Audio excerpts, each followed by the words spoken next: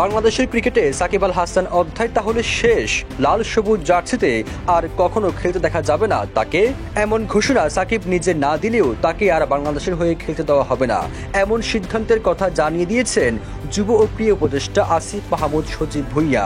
তিনি বলেন, তাকে বাংলাদেশের পতাকা বহন করতে দেওয়া যাবে না, বাংলাদেশের জার্সি পরিচয় বহন করতে দেওয়া এটা আমার পক্ষে কোনোভাবেই সুযোগ দেওয়া সম্ভব না। একটি বেসরকারি টেলিভিশনকে মুঠোফোনে দেওয়া এক সাক্ষাৎকারে ক্রীড়া উপদেষ্টা আরো বলেন, ইতিপূর্বে এটা আমি বিসিবিকে না বললেও এখন আমার বোর্ডের প্রতি স্পষ্ট নির্দেশনা থাকবে, সাকিব আল হাসান আর কখনো বাংলাদেশের টিমে খেলতে পারবেন না। বান্ডেল থাকলে প্রতি সেনমানিতে টাকা বাঁচবে।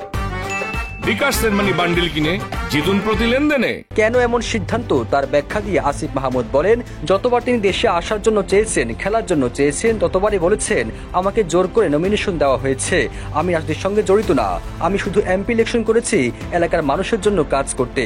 কিন্তু আসল সত্যটা হচ্ছে তিনি আওয়ামী লীগ রাজনীতির সঙ্গে আষ্টেপৃষ্ঠভাবে জড়িত, যার প্রমাণ আমরা পেলাম। প্রমাণ বলতে আসিফ মাহমুদ সাকিবের একটি ফেসবুক পোস্টের কথা বুঝিয়েছেন, যে পোস্ট থেকে এই বিতর্কের সূত্রপাত। শেখ হাসিনাকে জন্মদিনের শুভেচ্ছা জানানো সাকিবের সেই পোস্ট ঘিরেই আসিফ মাহমুদের সঙ্গে 2 দিন ধরেই তার পাল্টাপাল্টি ভার্চুয়াল লড়াই চলছিল।